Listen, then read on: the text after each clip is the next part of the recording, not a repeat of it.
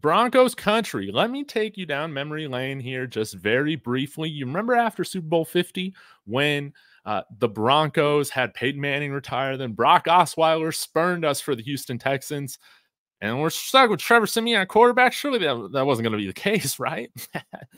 Well, we were connected on the rumor mill to a couple quarterbacks, one being Colin Kaepernick, the other being Tony Romo. Remember, there was a little smoke around Tony Romo. Of course, y'all know how that turned out. But now, all these years later, how would you feel about somebody like Tony Romo playing in a Sean Payton offense? I think that would be pretty interesting, right? I mean, didn't he work with Sean Payton over at Dallas for a little bit during his career? If I remember correctly, I think there was a little bit of crossover. I'll check here at the end of the video. But yeah, let's go ahead and get into this, because with the NFL.com scouting report for Bo Nix, they actually had him comped to Tony Romo. And I found that this was pretty interesting, okay? Rated 6.39, not out of 10. It's out of 8, okay? Eventually will be a plus starter. Might need some time, okay? But you see his production score was really great. Athleticism score, I can't remember if he tested everywhere at the combine. I don't think he ran a 40, if I remember correctly.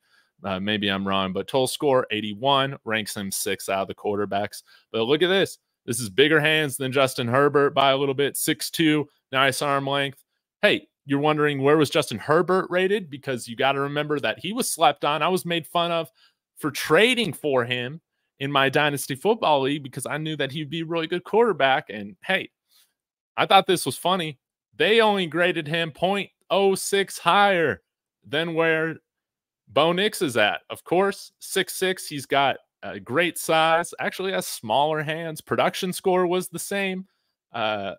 Athleticism score, that's where he did much better. And I think he did run the 40, if I remember correctly. Yeah, so he fully tested, higher total score, but was rated slightly higher than Bo Nix. Will become a good starter within 2 years. We know how that turned out. He was a very good starter come year one, which was very impressive. Just thrown out there against the Chiefs, maybe week 2, was it?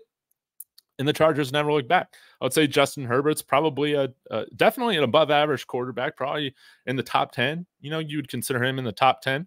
Maybe some guys consider him a better quarterback than that, but I can't put him in the top 5. But anyways, I thought that this was pretty interesting. Oh, I'm on the wrong page here, but if we go down here to Lance Zurlein, he compares Bo Nix to Tony Romo. Of course, we've always talked about, or a lot of people have also talked about, the fact that he's the son of a coach, all of that, very mature for his age, a little bit older.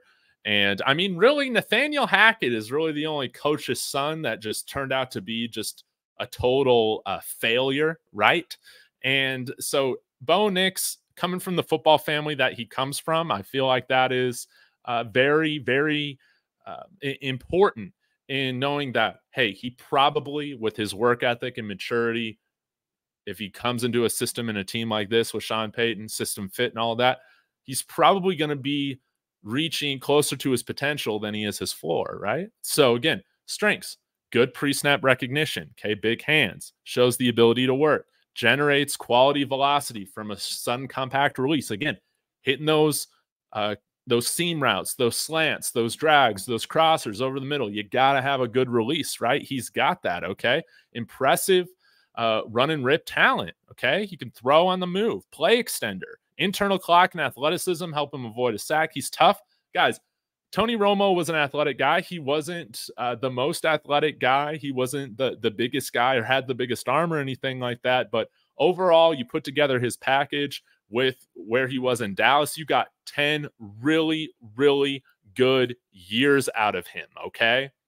Again, guys, some of these weaknesses he can work on, okay? Footwork, tending to short arm throws, decision-making. You know, he does have a little bit of that Tony Romo in him, okay? But yeah, I just checked this out right now in between this cut. Yeah, Sean Payton coached Tony Romo for 3 years. I thought it was a little bit. So if Lance Zurlein sees some Tony Romo in Bo Nix, I'm sure Sean Payton does too. And I think with Oregon quarterbacks, there's always this perception, and I've been a part of this as well, where it's like, well, they're just a product of the system.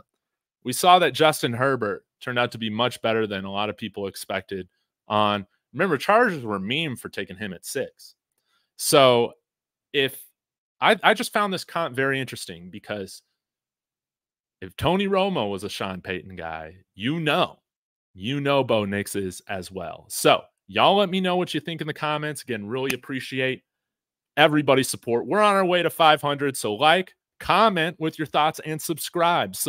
We're on our way to 500 subs. I will be back later tonight or tomorrow with another video, y'all. And as always, go Broncos.